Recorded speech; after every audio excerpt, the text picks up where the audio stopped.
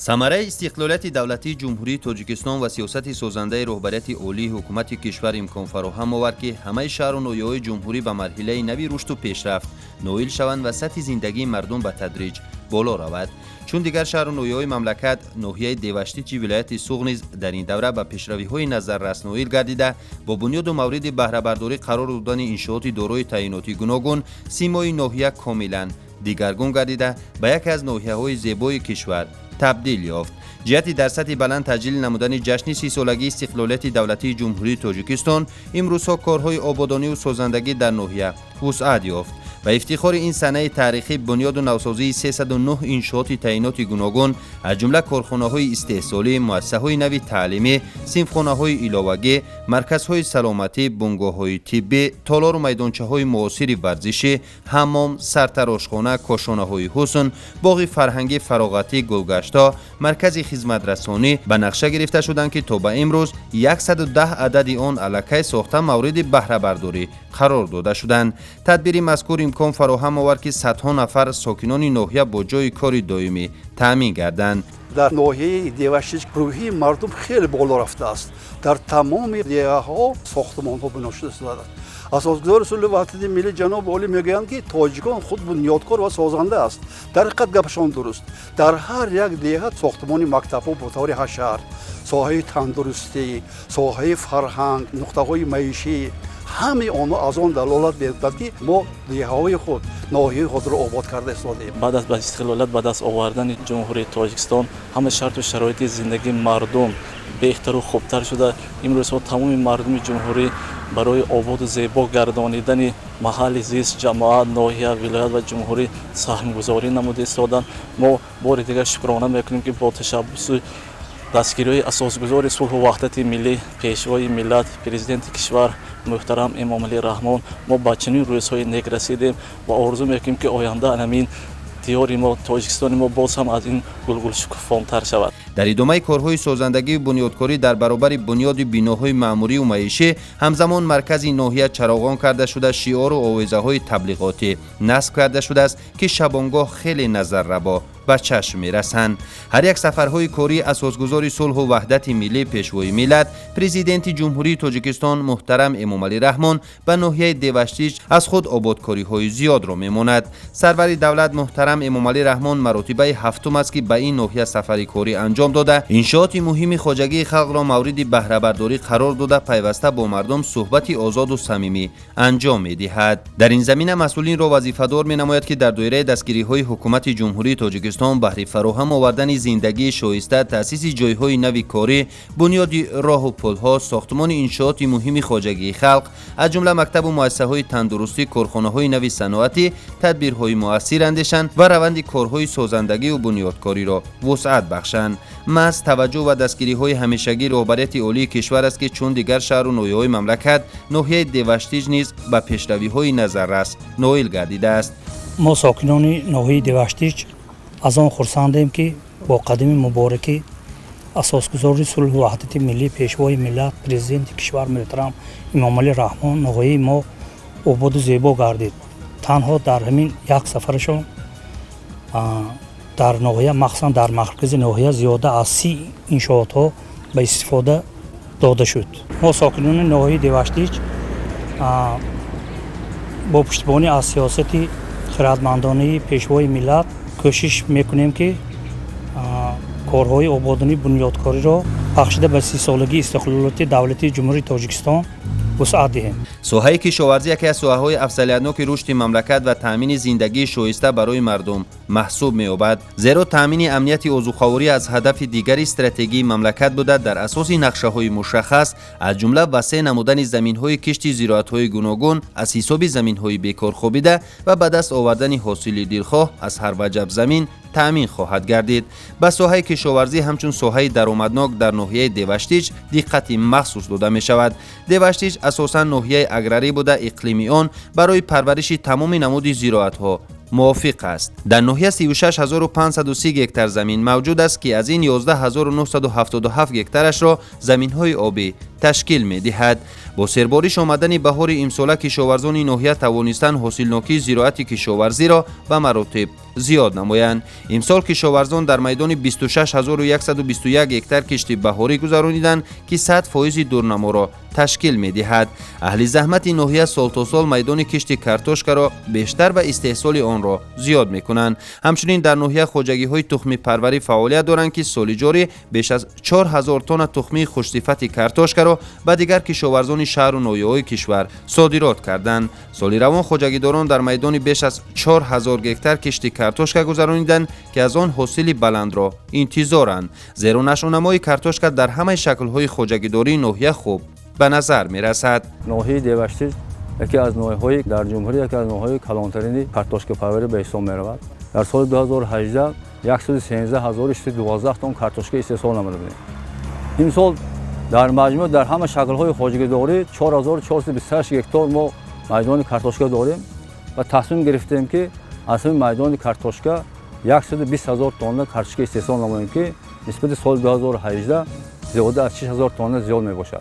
امسال خواجگی‌های دهقانی ناحیه در میدان زیاده از 28000 هکتار کشت غله‌دانگی‌ها با نظرداشت زراعت‌های لوبیاگی و جواری مکه برای دان در همه شکل‌های خواجگیداری کش نمودند که فعلا جمع‌آوری غله با جلب تکنیک‌های معاصر کشاورزی با مرام ادامه دارد. حاضر نزدیک 21000 هکتار ما در روی غله‌دانگی‌ها گذراندیم.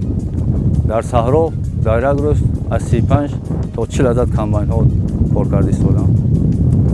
از 21000 هکتار نزدیک ما قریب 40000 تن غله‌دانگی استحصال نمودیم که در همین 15 سال آخر یکی از حاصل‌های بلندترین در ناحیه حساب می‌شود و حاصلناکی ما به حساب می‌آید 18-20 سنه را تشکیل می‌دهد که از همه حاصلناکی بلند در همین دوام 10 سال حسابیده می‌شود.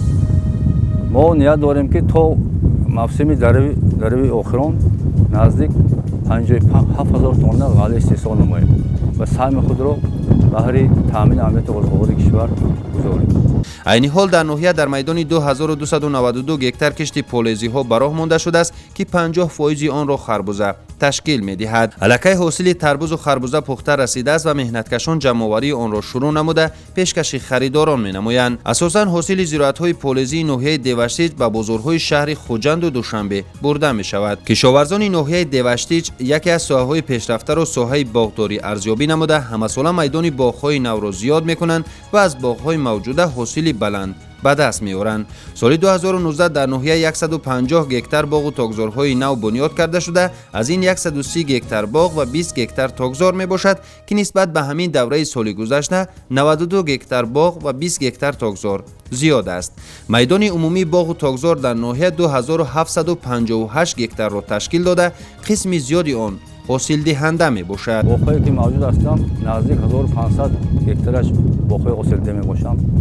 از 658 هکتار تاکزار نزدیک 500 هکتارش حاصل ده می باشند.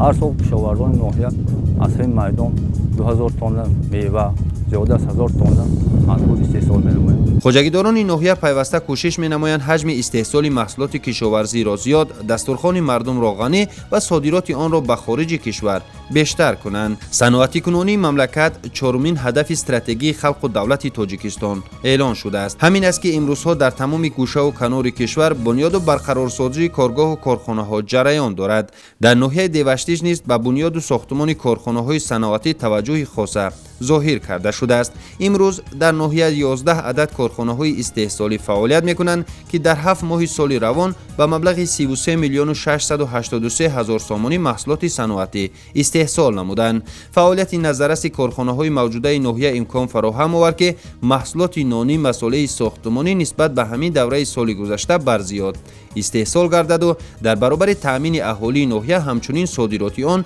به دیگر شهر و ناحیه‌های جمهوری براه مانده شود. جمعیت دارای محصولاتش محدود ایمن سال 2016 از طرف صاحبکاری وطنی حسینов مظفرجان یعنی که تأسیس داده شده است. کارخانه حالا فعالیت اساسیش با استحصال محصولات ساختمانی یعنی غشت پخته و خام مشغول میباشد. طولی 3 سال است که این جانب فعالیت خود را در ساحه صنعت پیش برده ایستاده است. به واسطه که در عرفه استقلالیت دولتی جمهوری تاجیکستان قرار داریم، کارخانه ما дар арсаи партави сиёсати хиратмандонаи асосгузори сулҳу ваҳдати миллӣ пешвои муаззими миллат Имомалӣ Раҳмон барои бунёдкорӣ ва созандагии ободонии кишвар саҳми арзандаи худро ҷамъият расонида истодааст. теъдоди коргорон дар корхона 38 нафарро ташкил медиҳад ки корхонаи мавсимӣ мебошад.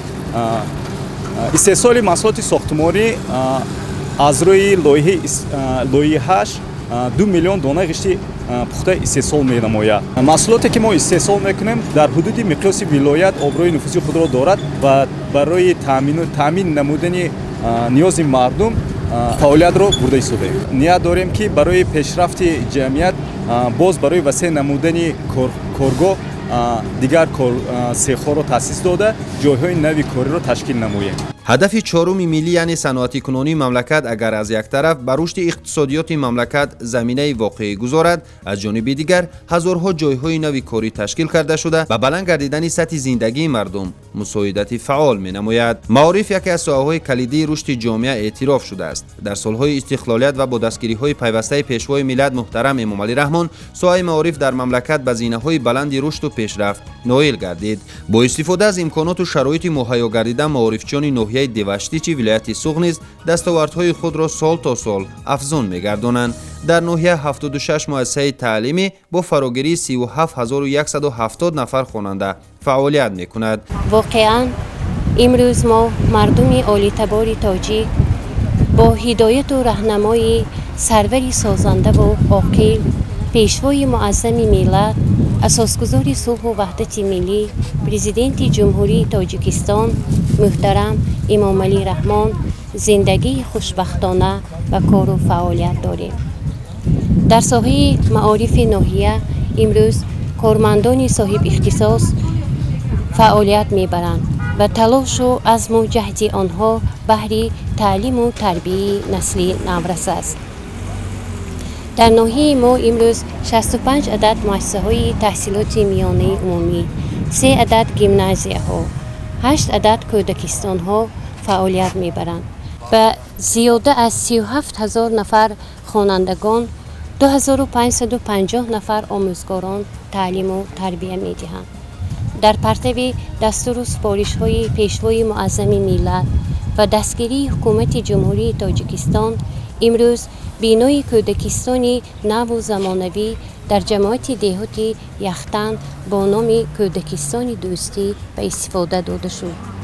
ҳамчунин дар ин деҳа бинои муассисаи таълимии рақами 17 аз таъмири куллӣ бароварда шуда бо таҷҳизоти замонавӣ пурра муҷаҳҳаз ва шароиту имкониятҳои мусоид барои хонандагон муҳайё гардид. кормандони соҳаи маориф ва омӯзгорони муассисаҳои таълимӣ дар кори таълиму тарбия пайваста кӯшиш ба харҷ медиҳанд. натиҷаи чунин заҳматҳои қавии онҳо аст ки имрӯз дар даври вилоятии олимпиадаи фаннии мактаббачагон 21 нафар дастпарварони муассисаҳои таълимии ноҳия соҳиби ҷойҳои ифтихорӣ гардиданд ва тариқи маркази миллии тестӣ теъдоди зиёди хатмкунандагони муассисаҳои таълимӣ ба муассисаҳои олии кишвар қабул шуданд. бо мақсади боз ҳам хубтару беҳтар ба роҳ мондани шароити таълиму тарбия имрӯз дар миқёси ноҳия сохтмону азнавсозии як қатор иншооти соҳаи маориф ба роҳ монда шудааст. аз ҷумла сохтмони муассисаи таҳсилоти миёнаи умумӣ рақами 44 ки иборат аз 3 ошёна ва барои 620 хонанда пешбинӣ шудааст бо тарҳи замонавӣ ва шароити муосири таълим феълан корҳои сохтмонӣ бо маром идома дорад. дар ин замина бо саҳми аҳолию соҳибкорон дар назди муассисаҳои таълимии ноҳия сохтмони синфхонаҳои иловагӣ ҷараён дорад ки тадбири мазкур дар самти беҳтар гардидани сифати таълиму тарбия бартараф гардидани норасоии ҷойи нишаст замина фароҳам хоҳад овард. соҳаи маориф дар сиёсати давлат ва ҳукумати кишвар ҳамчун соҳаи афзалиятнок арзёбӣ гардида барои пешрафту нумӯи ин соҳа тамоми тадбирҳо роҳандозӣ карда мешаванд. бо мақсади беҳтар намудани сатҳи хизматрасонии соҳаи тандурустӣ ва ба роҳ мондани намудҳои нави ташхису табобат тавассути технологияи муосири соҳа дар ноҳия тадбирҳои судманд роҳандозӣ мегардад. имрӯз ба аҳолии ноҳия 8 адад беморхонаи муҷаҳҳаз бо таҷҳизоти муосири соҳа, 2 маркази саломатии ноҳиявӣ, 16 адад марказҳои саломатии деҳот ва 22 бунгоҳи тиббӣ хизмат мерасонад. дар ноҳияи мо 170,000 нафар аҳолӣ зиндагӣ ба сар мебаранд. аз онҳо 65,000 нафари онҳо кӯдакони то синни 14 сола мебошанд. кӯдакони то синни 1 сола бошад 4,500 нафарро ташкил медиҳад. бо ташаббус ва таваҷҷӯҳи пешвои муаззами миллат ҷаноби олӣ имрӯз дар ноҳия барои аҳолии ноҳия як маҷмӯи модари кӯдак дорои 160 кати табобатӣ ки бо табобати модарон, кӯдакони навзод ба ифтидо дода шуд. бо дастгирии он кас тамоми таҷҳизотҳои муосири имрӯза дар инҷо ҷиҳозонда шуданд. аз он ҷумла рентгени рақамӣ ки дар вилоят мумкин 1-2 бошад, сеюмаш дар ноҳияи мо насб карда шуданд.